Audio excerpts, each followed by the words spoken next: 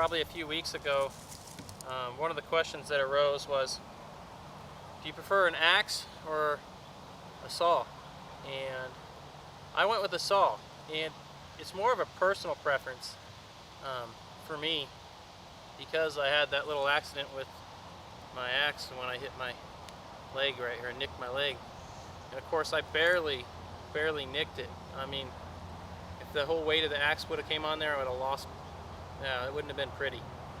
So I was trying to explain to him the reason why I choose the saw is over safety, because it is extremely hard to hurt yourself with a saw, but with an axe it only takes one little tiny slip like I did there and you're going to the emergency room.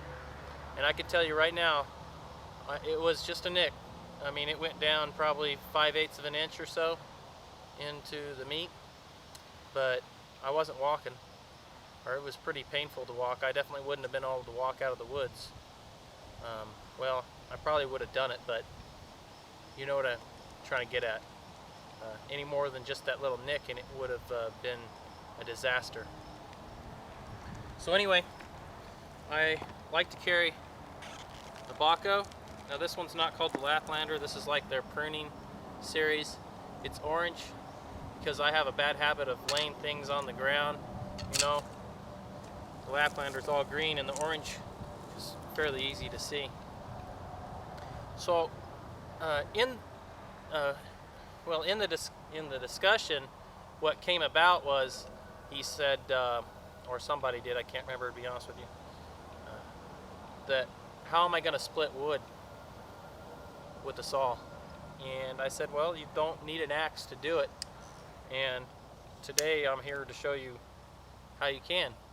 There's many ways to do it, and if I've got time I'll try to show you some of the other ways, but this is definitely one of them. Let me get set up here and I'll get started. Hang on, guys. So guys, I want to show you two different ways that you can split wood without an axe, that are much safer. Now, it may require a little bit more time sometimes, but honestly I don't think this really requires much any more time. So what I'm going to do is, I got a piece of hardwood here. I'm going to go ahead and just kind of round off the edges on the top.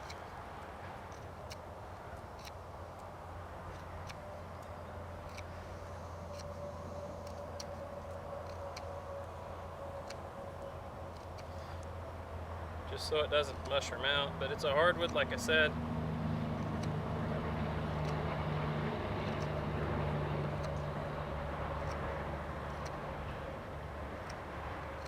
That should be pretty good for that. So I kind of just got that side rounded off. And for this side, I'm going to go ahead and we're just going to make a chisel point, or chisel-like point on this end.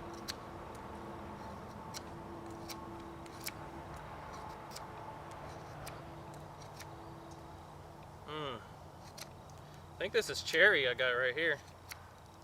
It smells so good. This would be a good wood for using for smoking or something.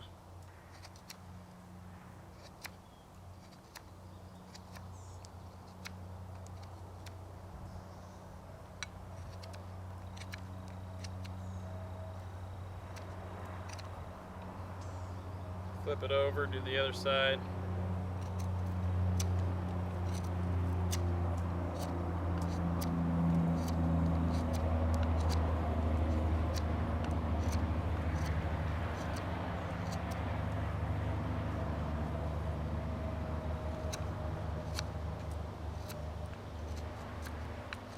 Once you have this tool, because see what we're doing right now is we're fashioning a tool, and we're not wasting a blade after we do that.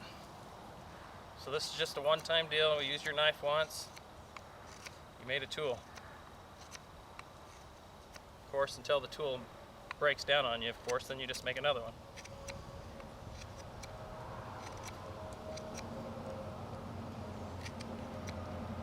So I'm going to go ahead and get this done, guys, and then I'll show you what it looks like when we're done and get back with you. So you go ahead and get a better look. Here's the top. You can see I just faceted the top. And what this does is when you're pounding on it, it keeps it from just mushrooming out. So just do that to one end. And the other end I made a wedge. This looks just like a chisel. As you can see, it's not sharp.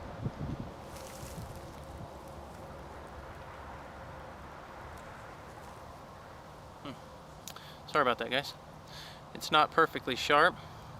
I did angle the other sides just a little bit to kind of get to more of the heartwood, maybe help it keep it from splitting out. But I'll go ahead and show you how this works, and then we'll get on to the next method. So guys, a lot of the wood that you'll find out in the trees, they'll already have checking or like a slight split already going down the side of it.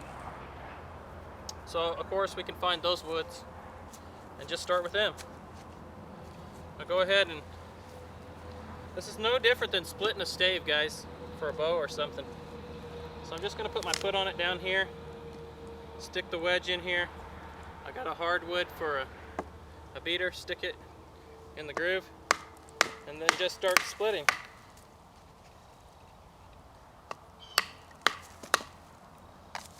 And of course I've got split wood right there. I'll do that with this other piece over here, just to show you. It wasn't just one piece that I could do it with.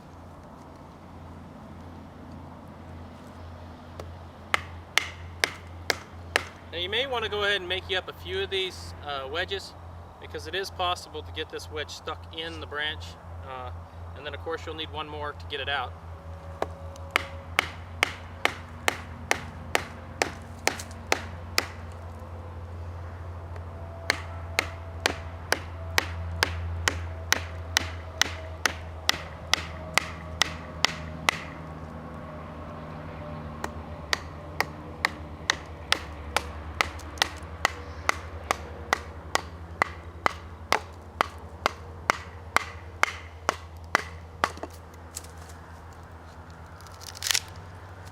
So, as you can see, we just split that piece also. We can just continue to do this. And of course you can split wood with your knife, as many of you have seen. But just wanted to share that with you. That's one way to do it. Now we'll get on to the next way to do it. Hang on. One that's sitting right here next to me. Yeah, go ahead and try it out. Like I said, how far from the end you do it, it's not a big deal. You can actually come back and do it, 16 inches from the end or whatever. But you're kind of looking at sawing it about halfway, so you can halfway split it. Son of a gun. It's not my luck today, is it? I need a piece of good wood. I mean, yeah, I don't even want to get in that debate. You don't need like a ton of split wood, because once you get the fire started, you can just grab these logs and toss them on there. The only reason why you're splitting wood for the most part is to make maybe bow drill set, or to get to some drier wood for, say, in the center of it. Got me a little sturdier base here to work with. Starting the fire.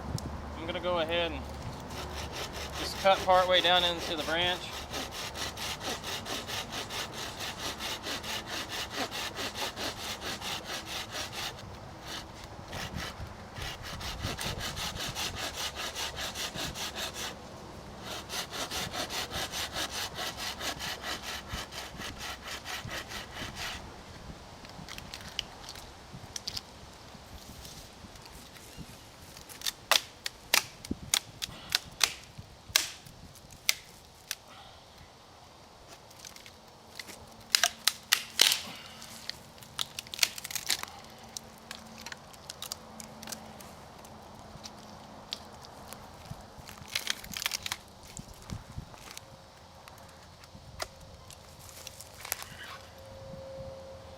See it split down the center there?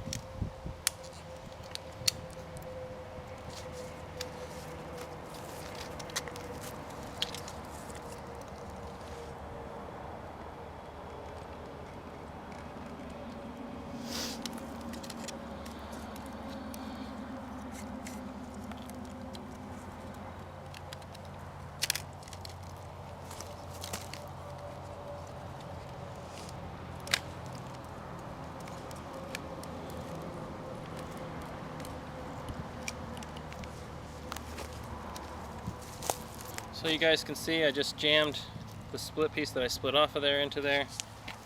Not a big deal. Wish I had a little solider ground here. Kansas is just soft, muddy stuff.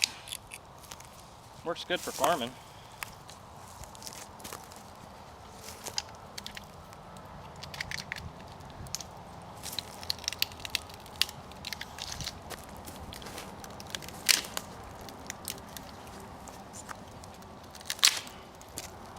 So as you can see there, I split off another piece. Now this piece here is pretty hard wood. But like I said, the hardwoods seem to work a lot better. There you go. Hope you guys enjoy. Take care.